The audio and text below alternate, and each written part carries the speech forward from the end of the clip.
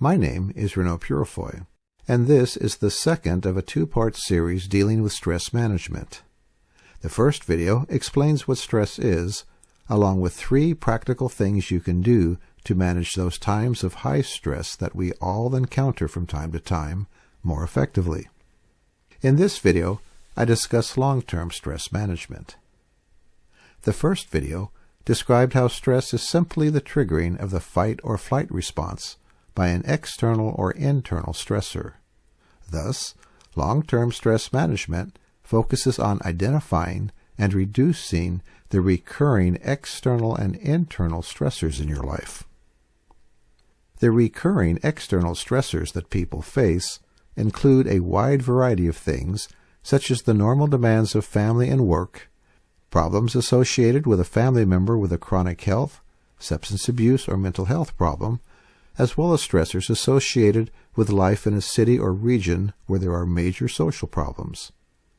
The general approach for dealing with these types of external stressors is to first identify the specific stressors you are facing, then develop a plan that includes specific steps you can take to reduce them.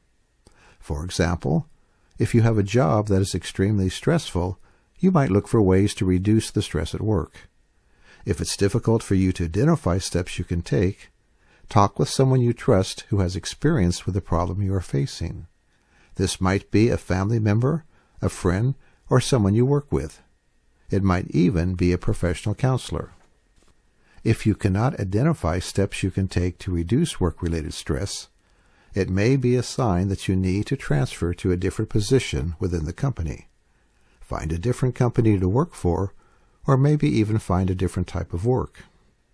In the same way, excessive stress from dealing with a difficult child or a family member with a chronic disease, substance abuse, or mental health problem may indicate that you need to seek help. A wide variety of help exists, ranging from books and self-help groups to professional counselors. The rest of this video focuses on internal stressors, since they are the ones you have the most control over. They also play a major role in either intensifying or reducing the impact of the recurring daily external stressors you face. To understand this better, let's look at a simple scale used by the American Heart Association. During the past month, which of the following ratings best describes a typical day for you? 1. I'm creatively and cheerfully engaged in life. 2. I'm relaxed and expect to stay this way. 3 to 5. I handle daily stress comfortably and think of positive solutions to my challenges. 6 to 7. I'm moderately irritable, anxious, or overwhelmed, and the stress I experience feels burdensome. 8. My problems seem unsolvable. Many things are irritating or upsetting me. 9. Help! I'm about to lose it. 10. I have chart-topping negative emotions. Some people tend to stay in the low-stress zone, even when they have a lot of stressors in their life. Others find themselves in the high-stress zone, even when there are relatively few, if any, major stressors in their life. There are 3 main types of internal stressors that can cause someone with a materially comfortable life and who has no major external stressors to experience a high level of daily stress. The first type are internal stressors rooted in some form of abuse or deprivation that has produced emotional triggers, as described in the video titled Emotional Triggers. These produce exaggerated and inappropriate emotional responses to normal, everyday events. Childhood abuse and deprivation also tends to produce deep-seated negative core beliefs, as described in the video titled Core Beliefs. 2 examples are a general mistrust of others or an underlying sense that danger is always just a moment away. Both of these can also generate exaggerated anxiety or anger in response to normal, everyday events. Indeed, the experience of a high level of daily stress in the absence of major external stressors is often an important message that you need to take positive steps to quiet emotional triggers and challenge negative core beliefs from a difficult past or adult trauma. The second type of internal stressor includes various habitual ways of thinking that cause a person to react to normal, everyday events in an exaggerated manner. This is often due to having learned negative patterns from the adults who raised you. One example would be the tendency to exaggerate the importance of small daily irritations so that they become major issues. Another would be having rigid should-must rules that trigger exaggerated anxiety or anger when events don't go the way you want them to go. For more on these types of negative patterns, see the video titled Distorted Thinking. The third type of internal stressor, the one I want to focus on in this video, is an unbalanced life where important needs are not being met. These unmet needs then generate chronic stress in one's life. To understand the importance of this better, it helps to look at countries with emerging economies where large numbers of people live in poverty. In spite of the deprivation and physical hardships that exist, you find people who live in the moderate to low stress zone on the American Heart Association scale. Both they and their counterparts in industrial countries, who also tend to live in the low stress zone, usually have three things in common. 1. Healthy, meaningful relationships. 2. A positive purpose in life. And 3. An existential or spiritual center that gives meaning to life's events and puts misfortune into a larger context. While things such as a healthy diet, regular physical activity, taking time to relax, and time management can help reduce daily stress, the key to truly effective long-term stress management lies in developing a healthy, balanced lifestyle in these three areas. Now let's take a look at each of these areas in more detail, along with how each can help you to manage daily stress more effectively. Human beings are relational animals. Satisfying and meaningful relationships are essential for emotional well-being. A number of studies have also shown that they contribute to improved health and a longer life. The lack of healthy and meaningful relationships often generates a heightened level of anxiety, irritation, or depression. Often, people will try to quiet these feelings with superficial things such as entertainment, exciting activities, work, sex, alcohol, or drugs. Unfortunately, because a basic need is not being fulfilled, these solutions only provide temporary relief. The underlying restlessness and discontent generated by the unmet need, often described as stress, then returns. One of the factors that helps people in emerging economies experience less stress than one might expect is that they often live with extended families and have many varied and close relationships. The comfort of loving relationships helps to soften the physically hard lives they live. In contrast, many who live in our modern, fast-paced digital world find themselves living in material comfort but isolated from others with few emotionally satisfying relationships. By this, I'm referring to relationships that have three key characteristics. The first is a sense of commitment to the relationship from the other person, along with a sense of trust. In a healthy relationship, you trust that the other person is on your side and wants what's best for you. They will not deliberately do anything to harm you. The second characteristic is the other person takes time to be with you face to face. When you are physically with someone, you communicate with this person on a variety of both conscious and unconscious levels. While we are usually not consciously aware of it, we are wired to respond to the body language, smell, and touch of another just as much as to what this person is saying or doing. Looking at just the power of touch, it is now widely recognized that the physical touch of another person can be very healing. We see this most clearly in premature infants. Those who receive gentle touching develop at a much faster rate and are healthier than those left isolated in an incubator. This has become so well documented that hospitals now have volunteers come in for the sole purpose of touching and talking to premature babies in incubators. Many in our modern society live their lives in isolation and only rarely spend face-to-face time with the people they care about. Often, they substitute superficial digital relationships on social media for healthy face-to-face relationships. The negative effect of this is compounded by the fact that many of these digital relationships present a false picture of who the other person is. One only sees a carefully curated image that shows the person in the most flattering way possible. This can make it seem like everyone else is doing better and having a more fulfilling life than you. Indeed, several studies where people have taken a vacation from social media have shown that the participants feel a greater sense of peace and increased closeness with others. If you spend several hours a day texting and immersed in the world of false images and carefully edited lives of others, and you do not spend regular face-to-face time with friends or family, use the suggestions at the end of this section to begin developing a plan for how you can start meeting your need for close, authentic relationships. The third characteristic of a healthy relationship is positive communication and healthy conflict resolution. In a relationship like this, the other person is positive and builds you up rather than tears you down. When conflicts arise, a positive resolution is achieved, where each person walks away feeling that his or her needs have been respected and met, at least in part.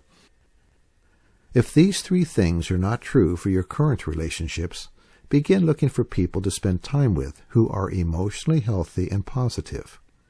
If you live with or often spend time with family members who are critical and negative, it helps, if possible, to only be around them when you are both doing some activity, such as sharing a meal together, doing a chore, playing a game, or engaging in some form of entertainment. This allows the activity to be the focus of your interaction instead of your relationship. Their criticism and negativity will then tend to be focused on the activity rather than on you. If you do not have relationships that have the three characteristics I've just described, take time to identify 2 or 3 people you enjoy being with and where there is the potential of developing this type of relationship. Next, think about ways you could spend time with them. While there are many things that people do when they get together, examples of common activities include having coffee together, sharing a meal, watching a movie, participating in an athletic activity such as skiing, jogging, basketball, or baseball, going to an event such as a concert, taking a walk, or playing a game. If you don't currently have any family or friends you can begin meeting with, take some time to identify where you might find people who share common interests with you. This might be at a church, a club that focuses on something you find interesting, such as biking, nature walks, or crafting, or with a volunteer group, such as helping someone learn to read through your local library, working on a food bank, or holding premature babies at a local hospital. While it takes time to develop face-to-face relationships that are nurturing and caring, this is a powerful long-term stress management strategy. It both shields you from the anxiety and irritation generated when this need is not being fulfilled, and it helps you to more quickly recover from life's many little disappointments and hurts. The second key area of a balanced life is having a positive purpose. Think of times when you were working toward a goal or busy with work that excited you.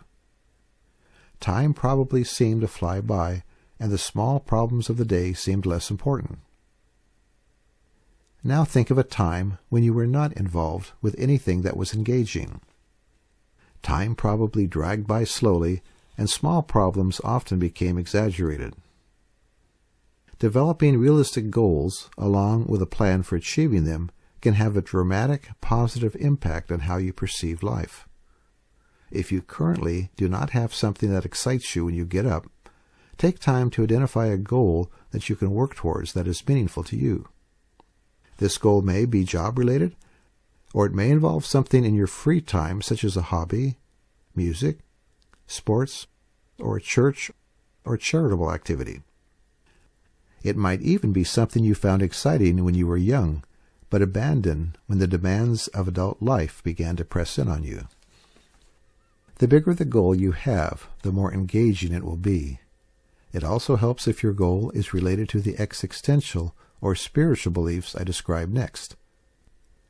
When your goals work in conjunction with a wider worldview, you feel like you are part of something bigger than yourself. This helps to energize you in working towards your goal, which in turn helps to keep daily stressors in perspective. The third key area of a balanced life is having a well-defined existential or spiritual center. This refers to the set of beliefs you use to give meaning to life. In psychology and philosophy, these beliefs are often called existential beliefs, beliefs about your existence in the world. They are also commonly referred to as spiritual beliefs. Ravi Zacharias, a popular international speaker, points out that everyone needs to have a well-thought-out answer for 4 basic existential or spiritual questions in order to make sense of his or her life. The first is the question of origin. How did life come to be in the first place? Is it solely the result of random events? Or is there evidence of intelligent design that points to a power or reality beyond what we see? Next is the question of morality. How can I determine what is right and what is wrong? Many claim to generally do what is right, but right is never really looked at carefully. Instead, they only decide what to do when confronted with a moral choice. Because they have no firm belief system to draw upon, they then rely on the emotions they are experiencing at that moment to choose what action to take. The problem with this, as explained in the video on emotions, is that emotions can be influenced by both rational and irrational thoughts.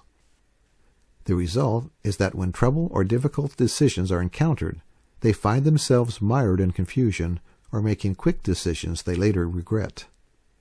Taking time to clarify and commit to a set of values that corresponds to and supports the other 3 spiritual areas, origin, meaning, and destiny, helps you experience much less stress when dealing with life's challenges and uncertainties because you have a clear framework on which to view events and make decisions, even when the choices are difficult. The third question is one of meaning. Why am I here? Is life only about getting things and enjoying them? Or is there some other purpose I should be pursuing? As you think about this question, keep in mind that people who only find meaning in transient, self-focused things such as being popular, having power, or acquiring wealth usually are not meeting the relationship needs discussed earlier. Thus, they experience more internal stress than those who derive meaning from deeper things, such as helping others or having a positive impact on your family or society. Finally, we come to the question of destiny. What happens to me when I die? Do I simply turn to dust and disappear? Or is there some part of me, a soul or spirit, that lives on? Your answer to this question plays a major role in your ability to come to terms with your mortality, the fact that someday your physical body will stop working.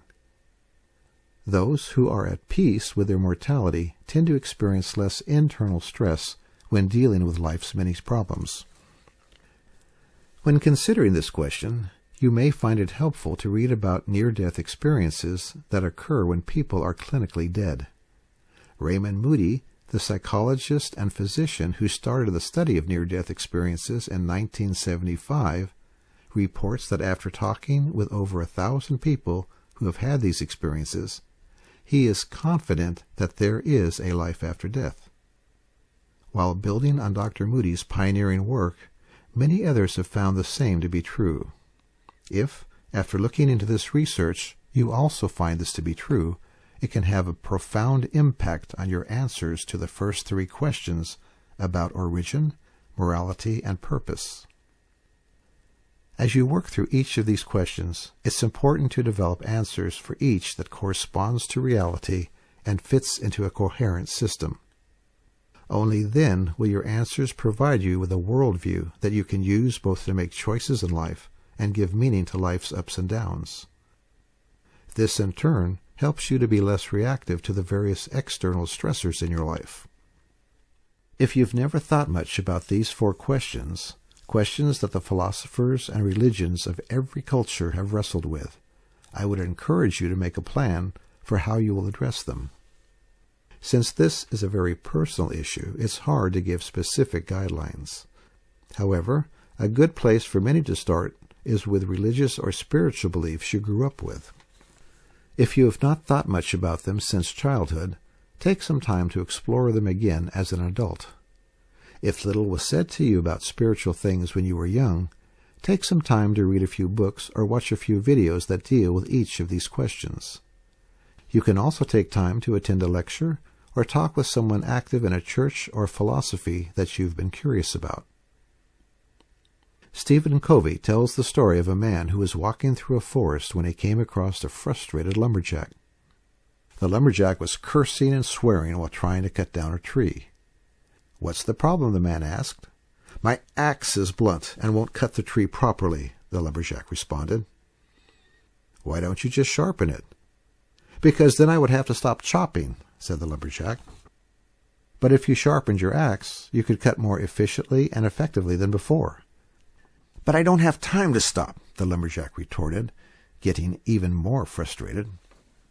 The man shook his head and kept on walking, leaving the lumberjack to his pointless frustration.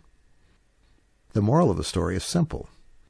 Many get frustrated by life and experience high levels of stress, but instead of taking time to develop a balanced and healthy lifestyle, they keep struggling with a blunt axe. Because the ideas presented in this video take time and effort to apply to one's life, they are not popular in a world where people are looking for quick and easy solutions.